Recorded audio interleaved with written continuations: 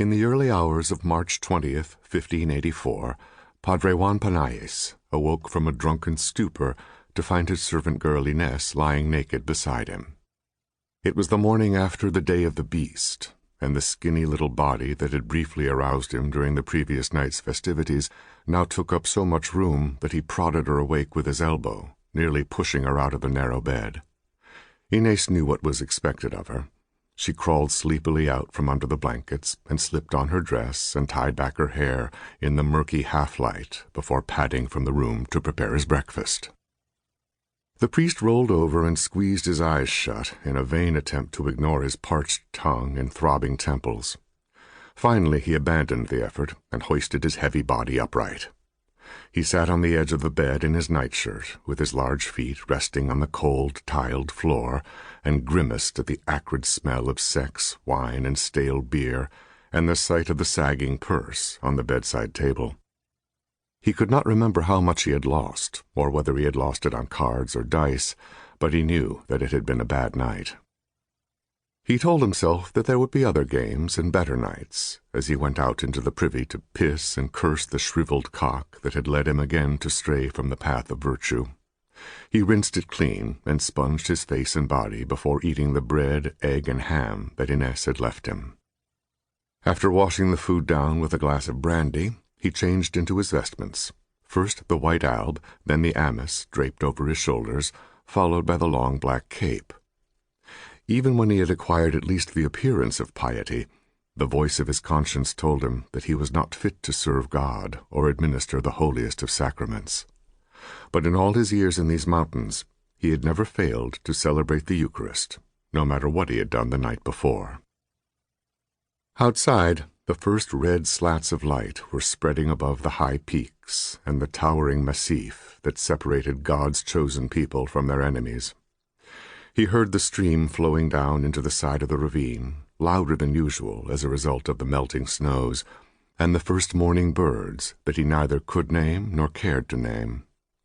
Even though it was late March, his panting breath still gave off a cloud of steam as he stepped out into the courtyard adjoining the church, his sandals squeaking on the hard, stony ground with a heavy tread that anyone in the village could have recognized, and which many of them had reason to fear and detest.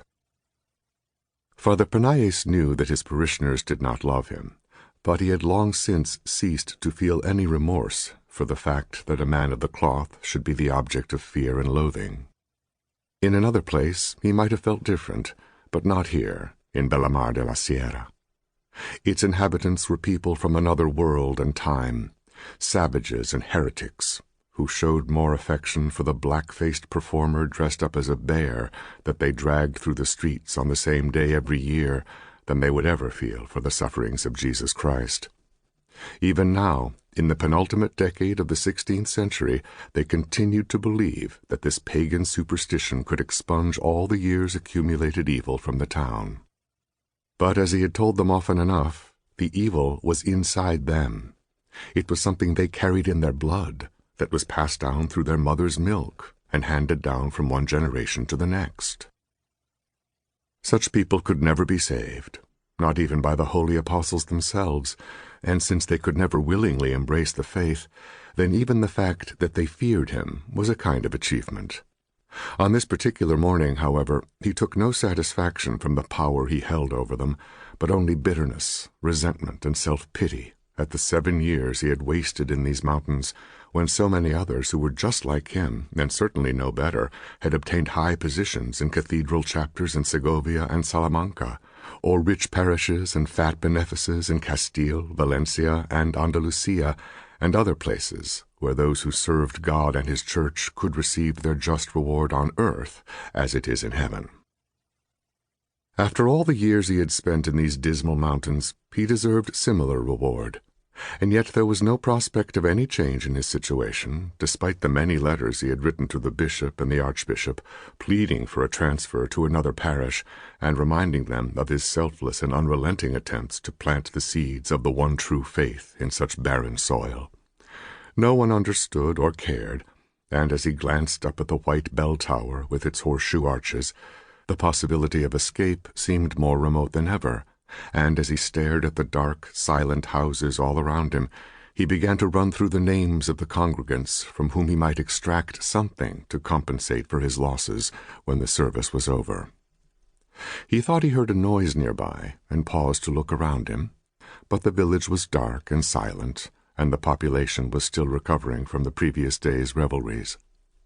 The church door was unlocked, as it usually was, because the doors to God's house were always open, and whatever else you could say about these heretics, they did not steal from churches.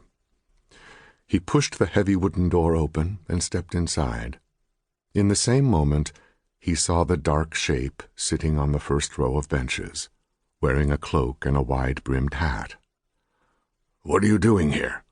he snapped. "I'm not ready yet."